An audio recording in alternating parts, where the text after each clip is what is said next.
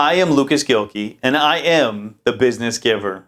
Today we're going to cover interviewing. If you didn't see my last video on how to recruit 100 people in 30 days, you might want to watch that because we're going to be catching up at the end of that in how to interview those people. This is all about finding the diamond in the rough, more the merrier, and really trying to plow through as many interviews as you can in a short period of time to find the people that are most effective for your team. Stay with me after the intro and we'll dive right into making you a master interviewer.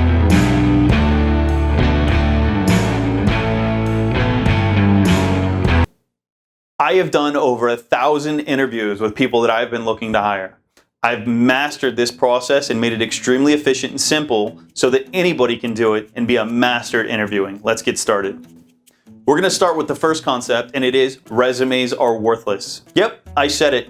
Most recruiters hold these very highly and look to them to basically bring people in or not bring them in, and they mean nothing. Resumes can be faked. Resumes can have all kinds of crazy stuff on them. You don't even know if it's true. You can't even call their past employers anymore and check because a lot of times they won't even talk to you about the employees that they've had in the past for legal reasons. So we're going to ignore resumes. Look at them for 10 seconds, make sure the person can spell, and move on. If you're a recruiter that's not bringing people in based on resumes alone or bringing people in only based on resumes, you're missing out on some potential great candidates. Let's move on to number two.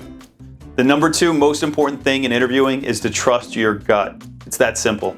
So I know typically within about 30 seconds when I bring somebody in an interview whether or not they might be a good fit for my team. And that's it. That's all you're doing in the first round of interviews. Will this person be a good fit for your team? It's not will they be the most amazing person in the world. It's not anything else. It's simply will they get along with other members of your team and could they be productive in what they do? That's it. This is very, very simple. This is not rocket science. All you have to do is trust your gut. You know your team, you know the person sitting in front of you for a brief moment. Use your judgment on whether or not this person has a potential to be a good fit on your team. Obviously, there are technical aspects to every job. What I recommend is to bring in two people at the same time, two candidates. So if you're only hiring for one position, yeah, bring in two people. One of them is going to excel, one of them probably won't. And if they both don't do very well, oh well, start over and bring in two more people. And if they both do great, guess what? You might have an opportunity to hire a second amazing person right now if you need it. If not, obviously don't hire the person. But it's very simple. Keep this basic and you'll do great on the interviewing process. The third most important thing in interviewing is don't waste your time. I hear a lot of stories about recruiters bringing people in to interview for 45 minutes or an hour for their first interview. That's crazy. What if in the first 30 seconds you don't like this person, you don't think they're going to be a good fit, so you're going to sit there for an hour-long, really awkward conversation and just draw it out? That's horrible. I wouldn't want to be the interviewee or the interviewer. So what I recommend is no matter who it is, no matter what's going on, you keep your first rounds to 60 seconds. Collect the resume, get some feedback, sit down with the person, ask them, tell me about yourself. That's it. That's all you say. Tell me about yourself. Give them 30 to 60 seconds to give you some feedback, let you know what they're about, and let them feel comfortable. That's really all you need to do. You're going to know at the end of 60 seconds whether or not this person could potentially be a good fit for your team.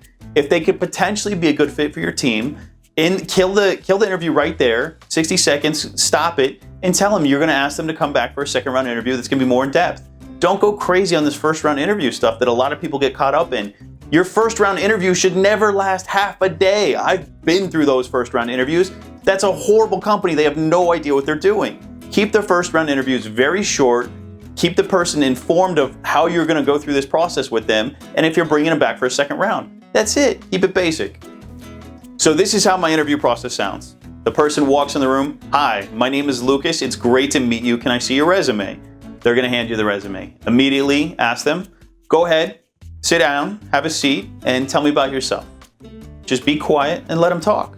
Give them about 30 to 60 seconds. You stop them whenever you want and tell them, thank you for coming in. This was just a meet and greet. If we decide to bring you back for a second round, our recruiting team will contact you and schedule another time to come in. I apologize, but if we don't get back with you, then it's probably we aren't going to bring you back in for a second round. And I would have your team reach out to them anyways. You want to keep good relations with the people you hire and the people you don't. So you're going to have your team reach out to them either way, but if you did like the person, make a note on their resume and have your team call them back and bring them back in for a second round. The second round is where you go into more in-depth and really learn more about the person. But you're going to be able to tell from the person's energy, from their charisma, from the way they try and sell themselves to you, by the way they're talking to you, by the way they dress. whether or not this person's a good fit for your team. That's really all you're looking for right now. It's not about, is this person going to be an all-star? Is this person going to be extremely productive? It's simply, is this person have the capability of being a good fit on my team and getting along with everybody? That's it. That's all you're doing. It's just a quick screen. So we're going to dive into the interview questions now. So now we're talking second round interview. This is a person that your team has brought back for you to ask more questions and have a deeper discussion with. I like to start with a question that throws them off guard a little bit. What is your favorite movie or book and why? It's a pattern interrupt. It's simple. It allows them to open up and feel a little bit more comfortable around you and talking about something they enjoy. After that, I like to ask them, what's your biggest accomplishment in work and personal life that you're proud of? I ask them what motivates them. I ask them what they're looking for in a great work environment. And I also ask them, what do you do outside of work for fun? Those questions are really the core of my discussion with this person. It could go on for 10 minutes, it could go on for 45 minutes. But depending on how deeply I want to take this conversation with that person and continue to probe a little bit is really how long this conversation will take. So that's really the core questions you should be looking at asking. That's going to give you a ton of information about this person. And you should be able to make a decision on whether or not you want to try this person out or not, based on those questions. Remember, I recommend bringing on 2 people if you're hiring for one role. It's always great to see how these people interact and work in their work environment, and typically you're going to like one better than the other.